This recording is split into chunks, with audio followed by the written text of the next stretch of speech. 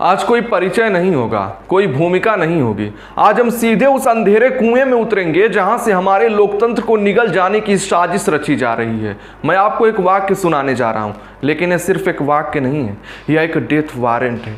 एक खूनी स्क्रिप्ट का पहला पन्ना जिसे करोड़ों लोगों के सामने एक राष्ट्रीय टेलीविजन चैनल पर बेखौफ होकर पढ़ा गया।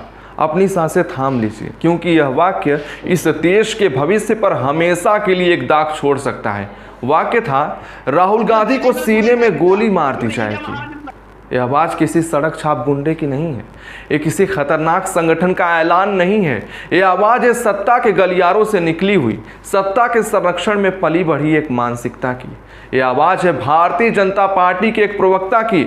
आज हम इसी एक वाक्य की चीरफाड़ करेंगे। हम इसकी परतों के नीचे छुपे उस विष को खोज निकालेंगे जो धीरे धीरे सबकी रगों में उतारा जा रहा है। क्या यह सिर्फ एक नेता को दी गई धमकी है, या 140 करोड़ लोगों के लोकतंत्र को दी गई सुपारी है?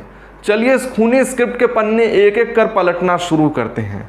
कल्पना कीजिए, सिर्फ 1 मिनट के लिए कल्पना कीजिए, यही वाक्य, हूबहू यही वाक्य किसी कांग्रेसी प्रवक्ता ने प्रधानमंत्री मोदी के लिए बोला होता तो क्या होता?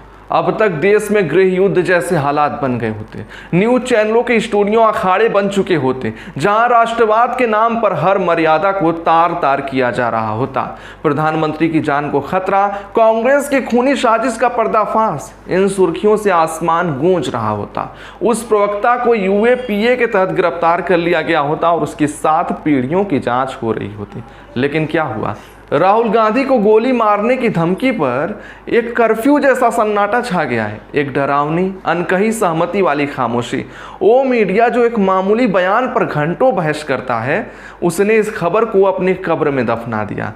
The Indian express, the print जैसे कुछ अखबारों ने इसे छापा जरूर, लेकिन किसी कोने में एक छोटी सी खबर की तरह, जैसे किसी मोहल्ले में कोई मामूली झगड़ा हुआ हो। एक खामोशी आकस्मिक नहीं है, एक सोची समझी रणनीति है। यह इकोसिस्टम है जहां सत्ता के खिलाफ उठने वाली हर आवाज को दबा दिया जाता है और सत्ता के पक्ष में उगले हुए विष को नजरअंदाज कर दिया जाता है। यह धमकी न्यूज 18 केरल चैनल पर दी गई है, जो देश के सबसे बड़े उद्योगपति के समूह का हिस्सा है। क्या उस चैनल ने कोई कार्रवाई की? क्या उस एंकर ने बीच में टोका? नहीं। सब मूक दर्शक बने रहे, जैसे किसी लाइव कांड का प्रसारण देख रहे हैं। और हमारी पुलिस प्रधानमंत्री के पिता पर एक गलत टिप्पणी करने पर असम की पुलिस हजारों किलोमीटर दूर दिल्ली पहुंचकर गिरफ्तारी करती है। कांग्रेस के एक प्रवक्ता को विमान से उतार लिया जाता है, लेकिन यहाँ विपक्ष के सबसे बड़े नेता को सीने में गोली मारने की धमकी, सीधी धमकी। केरल की पुलिस, कर्नाटक की पुलिस, तेलंगाना की पुलिस सब गहरी नींद में सो रही। क्यों? क्या कानून अब पार्टी का दफ्तर देखकर काम करता है? यह खामोशी बताती है कि यह सिर्फ एक प्रवक्ता का बयान नहीं, इसके पीछे एक बहुत बड़ी ताकत खड़ी है जो उसे हर अंजाम से बचाने का आश्वासन दे चुकी है। इस धमकी को जो लोग हल्के में ले रहे हैं, वो शायद इतिहास के सबसे खूनी पन्नों को भूल गए।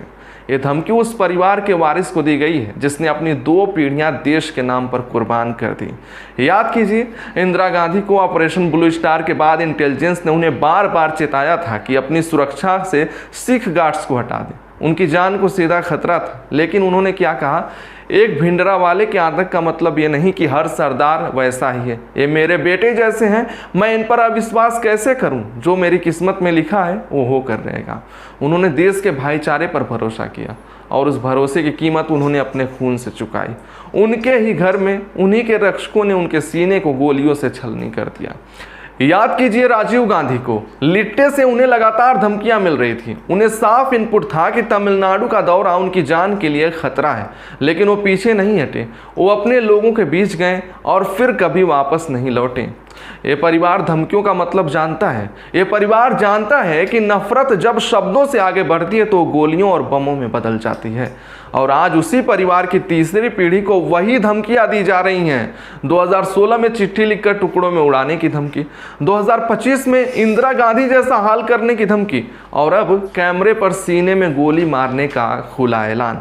और इन सब धमकियों के बीच प्रधानमंत्री मोदी की सरकार क्या करती है? वो इस परिवार से, उस अकेले बचे हुए सदस्य से एसपीजी, स्पेशल प्रोटेक्शन ग्रुप की सुरक्षा छीन लेती है। ये क्या है?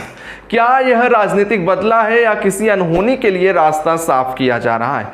जिस देश में संघ प्रमुख को बिना किसी सीधे खतरे के Z+ सिक्योरिटी मिलती है, उस देश में 2 प्रधानमंत्रियों की शहादत देख चुके परिवार को असुरक्षित क्यों छोड़ दिया गया है?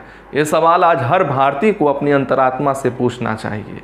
ऐसी नफरत, ऐसी बवालिया भाषा या गोली मारने की मानसिकता ये एक दिन में पैदा नहीं होती। इसके पीछे दशकों की वैचारिक ट्रेनिंग होती है। एक ऐसी प्रयोगशाला जहां नफरत को संस्कारों का नाम दिया जाता है। नाथूराम गोडसे एक दिन में तैयार नहीं हुआ था। जिस प्रवक्ता ने धमकी दी वो ABVP यानी अखिल भारतीय विद्यार्थी परिषद से निकला है। यह संघ की छात्र शाखा है। यह वही संघ है जो खुद को सांस्कृतिक संगठन कहता है। क्या यही वो संस्कृति जो राजनीतिक विरोधियों को मारने को जायज ठहराती है, जो महिलाओं के चरित्र पर लांछन लगाती है? यह कोई अकेली घटना नहीं है, यह एक पैटर्न है। बीजेपी का एक विधायक कहता है कि शरद पवार के एक बड़े नेता किसी और की औलाद है। कैलाश विजयवर्गीय भाई बहन के पवित्र रिश्ते पर कीचड़ उछालते हैं। यह सब उसी नफरत की प्रयोगशाला के प्रोडक्ट हैं। यह मानसिकता मानती है कि जो हमसे सहमत नहीं है वो आपका दुश्मन है और दुश्मन को खत्म करना ही धर्म है। जब आप किसी को चुनाव में, तर्कों में या नीतियों में नहीं हरा पाते, तब आप उसके चरित्र का हनन करते हैं। जब उससे भी काम नहीं बनता तो आप उसको शारीरिक तौर पर दुनिया से खत्म करने की बात करते हैं। ये लोकतंत्र का नहीं, एक फांसीवादी सोच का लक्षण है। आज असली निशाना राहुल गांधी नहीं है, असली निशाना है विपक्ष की अवधारणा, असली निशाना है सवाल पूछने का अधिकार, असली निशाना है हर वो आवाज़ जो सत्ता के सामने झुकने से इनकार कर देती है।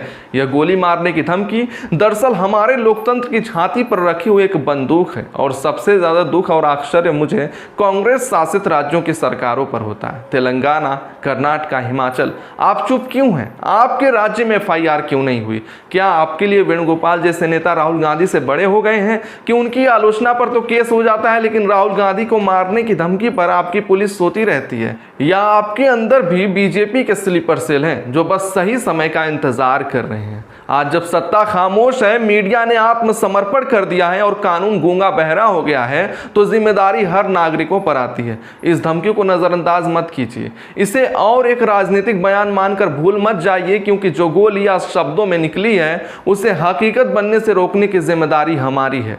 इतिहास गवाह है, बड़े बड़े तानाशाह यही गलती करते हैं। वो सोचते हैं कि एक व्यक्ति को निपटा देने से विचार खत्म हो जाएगा। वो गलत थे और वो आज भी गलत है, लेकिन सवाल यह है कि क्या हम एक और शहादत का इंतजार कर रहे हैं? सोचिएगा जरूर, क्योंकि जब लोकतंत्र की अर्थी उठती है तो किसी एक पार्टी के दफ्तर से नहीं, बल्कि हम सब के घरों से उठती है। तो वीडियो को लाइक करें, ज़्यादा से ज़्यादा शेयर करें, अपने विचार हमें कमेंट में ज़रूर बताएं।